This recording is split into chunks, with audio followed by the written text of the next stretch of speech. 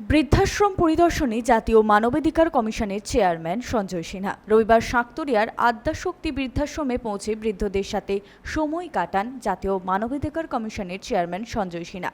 এদিন তিনি বৃদ্ধাশ্রমে পৌঁছে আবেগপূর্ণ হয়ে সকল কর্মকর্তাদের সামাজিক কর্মকাণ্ডে সক্রিয় থাকার আহ্বান জানান এবং বলেন যে বৃদ্ধদের প্রতি তাদের দায়িত্ব ভুললে চলবে না, তাদের সম্মান করাই আসল কর্তব্য।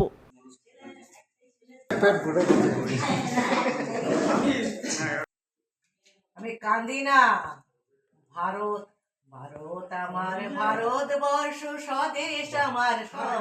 और इस आद्या शक्ति ओल्ड एज होम यहाँ पे आके हम लोगों ने यहाँ पे तमाम बुज़ुर्गों के साथ टाइम स्पेंड किया, उनके लिए खाने का व्यवस्था कराया गया, उनके लिए हम लोगों ने कुछ दवाइयाँ दी जो उनके डिमांड्स थे।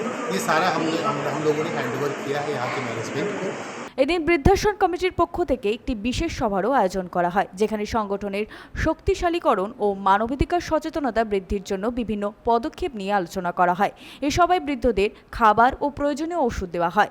অনুষ্ঠানে উপস্থিত ছিলেন জেলা এক্সিকিউটিভ সভাপতি দীপাঞ্জন দে কুন্ডু, রাজ্য কার্যকারী সভাপতি মোহাম্মদ আমজাদ আনসারি, রাজ্য সংখ্যালঘু শাখার সহসভাপতি মোহাম্মদ সামির, জেলা সভাপতি অভিষেক দাস সহ অন্যান্যরা।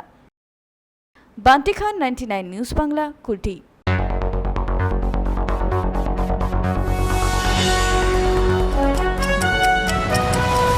আপনারা দেখছেন 99 নিউজ বাংলা।